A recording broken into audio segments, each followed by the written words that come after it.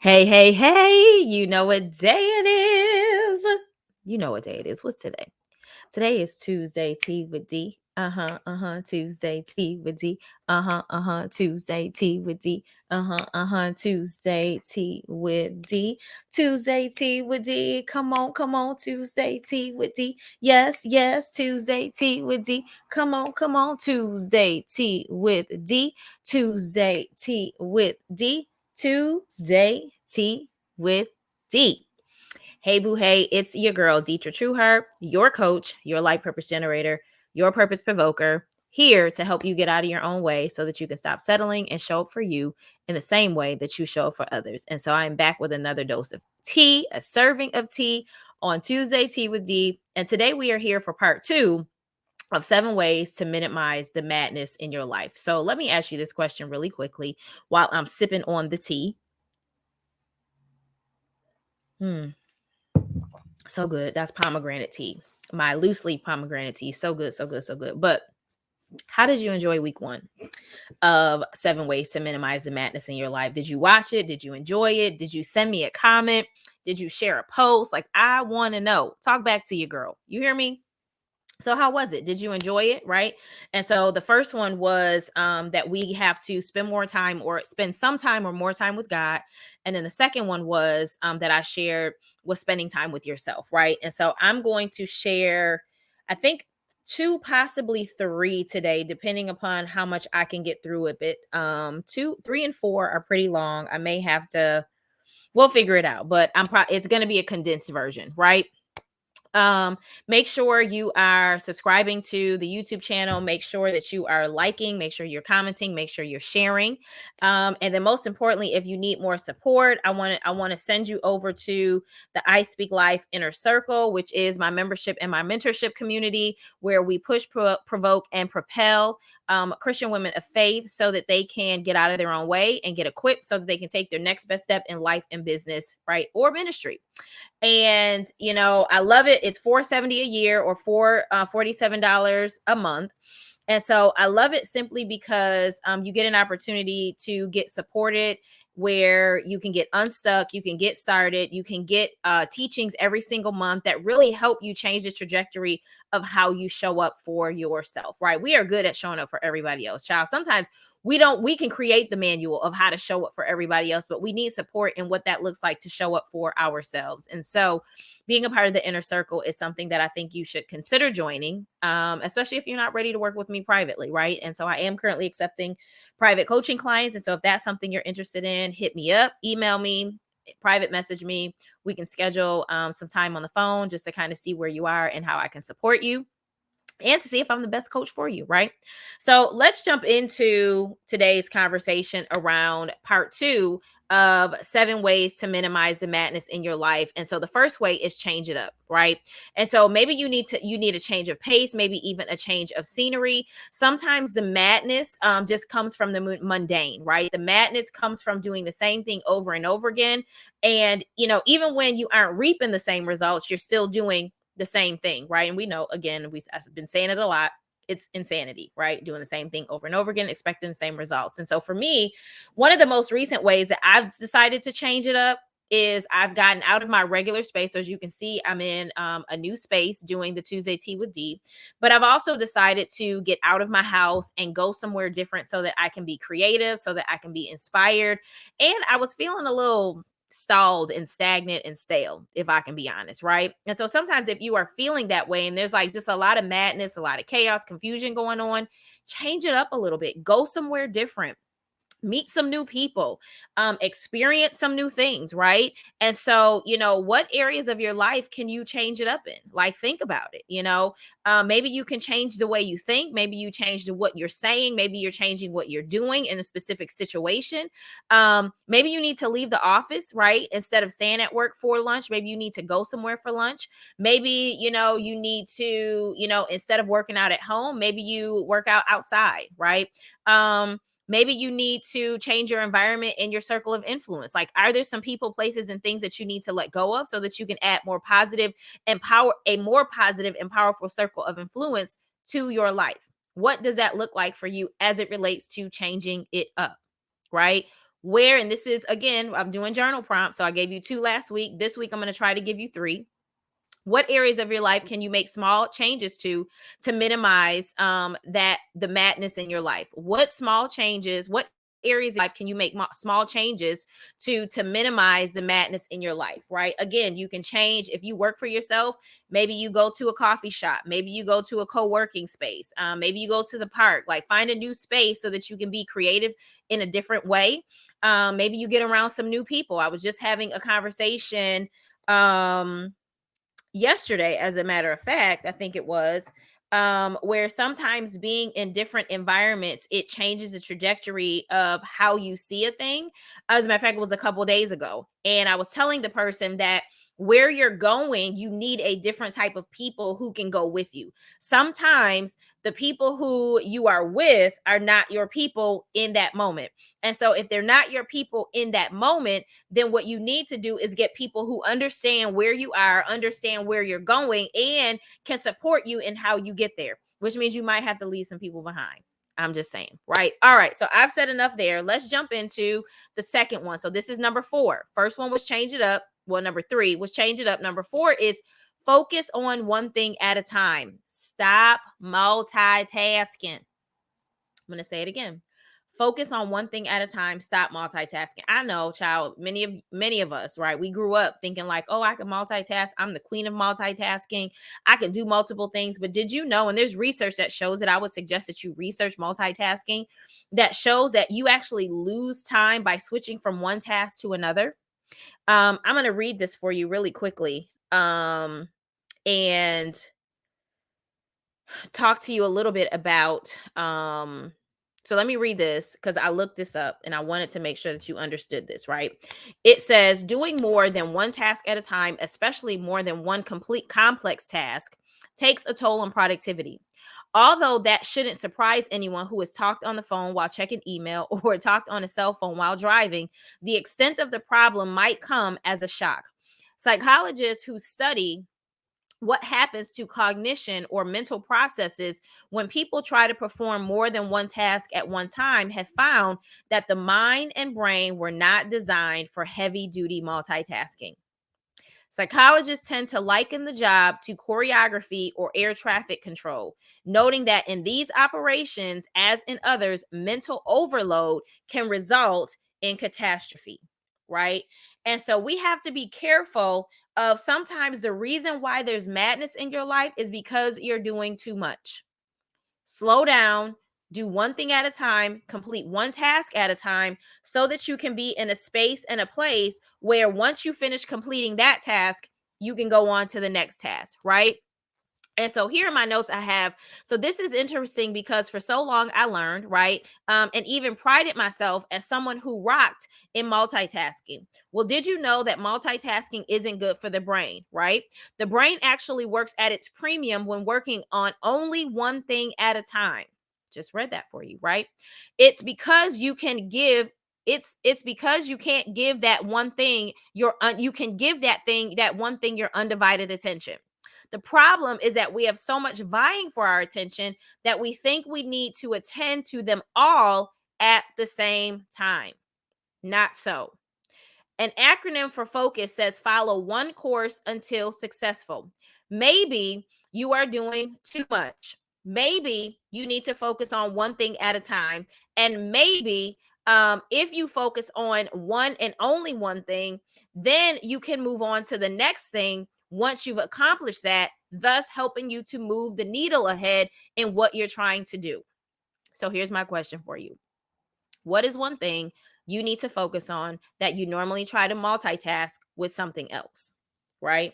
It could be something as simple as the laundry. Stop trying to watch the show while you're doing the laundry, do the laundry, fold the laundry, or I'm going to go to the next one, which I'm going to jump ahead really quickly. Delegate, have somebody else do the laundry for you. I'll come back to delegating in a minute because that's number 5.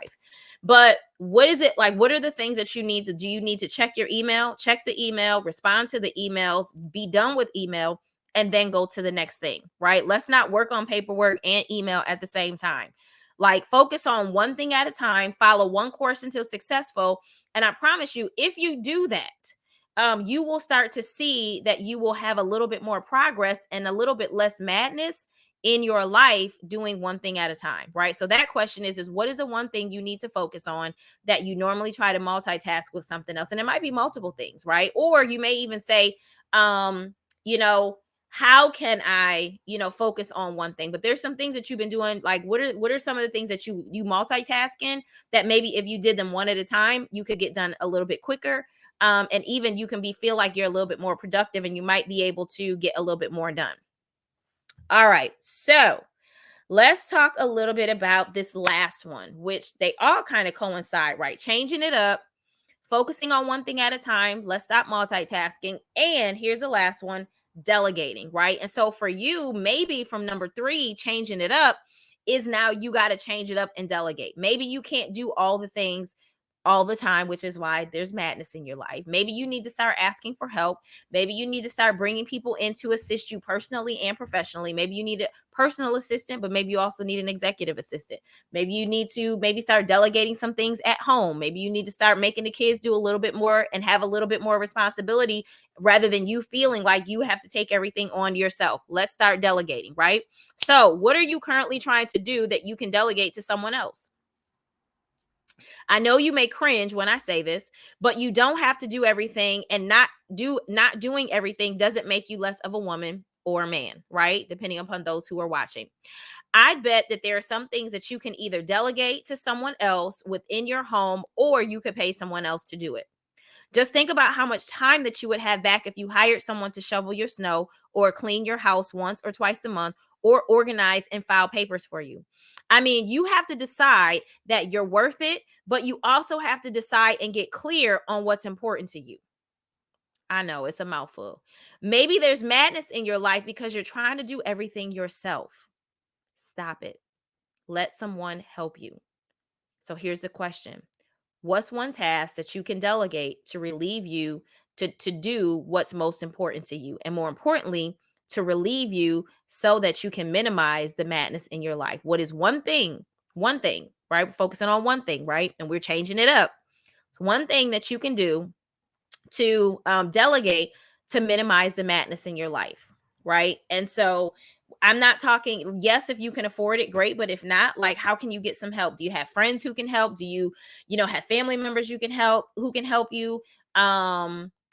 Maybe you need to cut down on one thing to tap into another, right? And so, if you calculate how many Starbucks you get, what does it cost to be able to pay someone to do your laundry, or to pay someone to shovel the snow, or to pay someone to keep up your driveway, or whatever the case may be, right? Like, in what areas, can you have someone to help and assist you? Like, do you need to add more chores for the children, right? Can they handle more?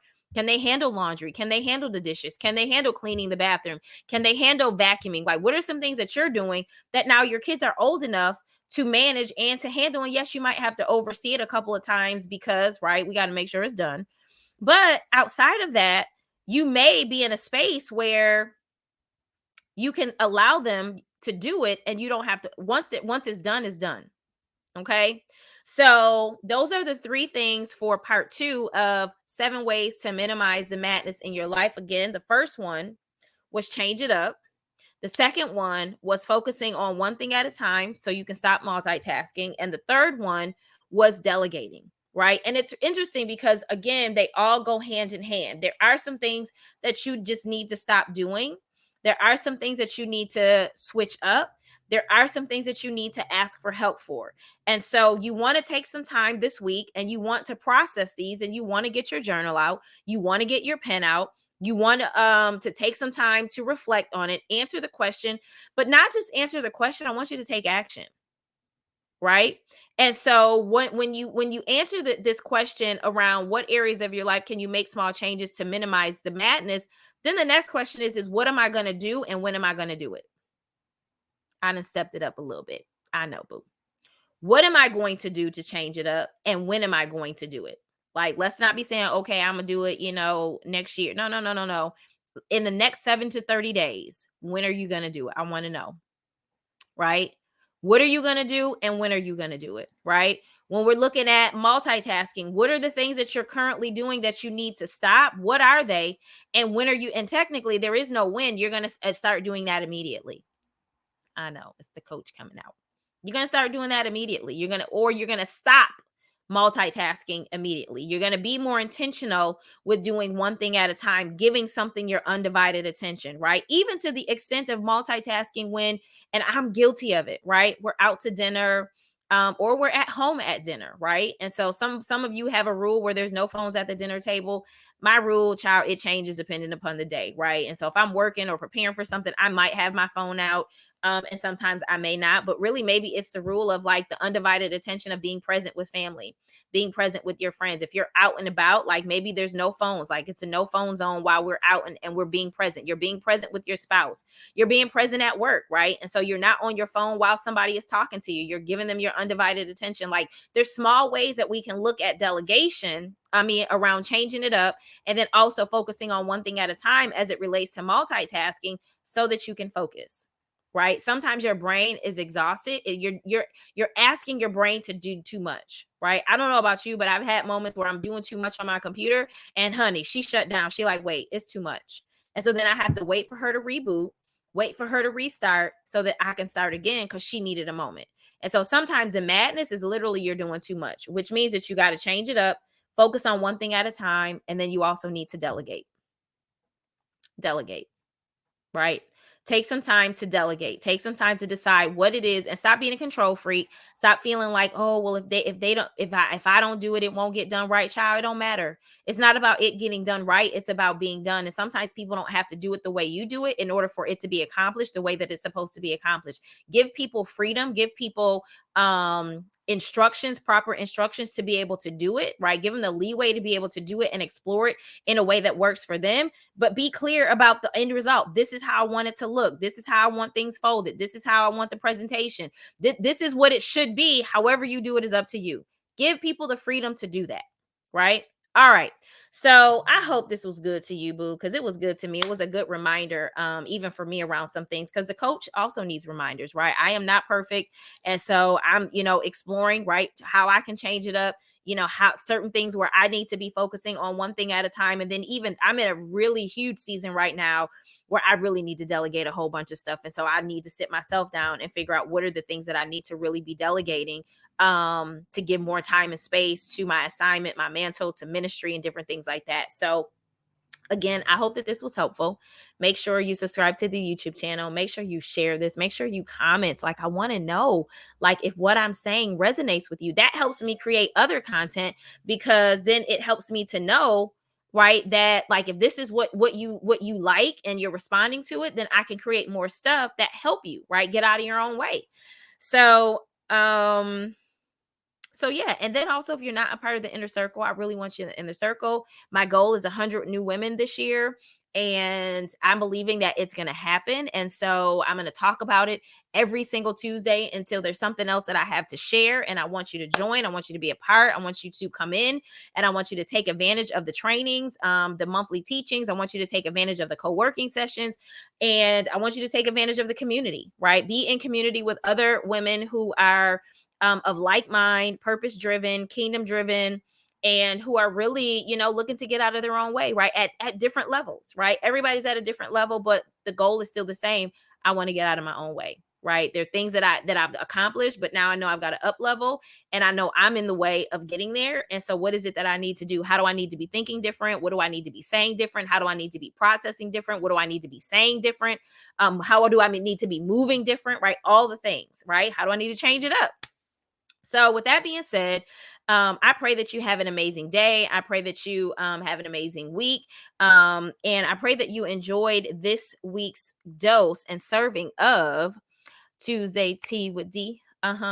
Tuesday Tea with D. Tuesday Tea with D. Tuesday Tea with D.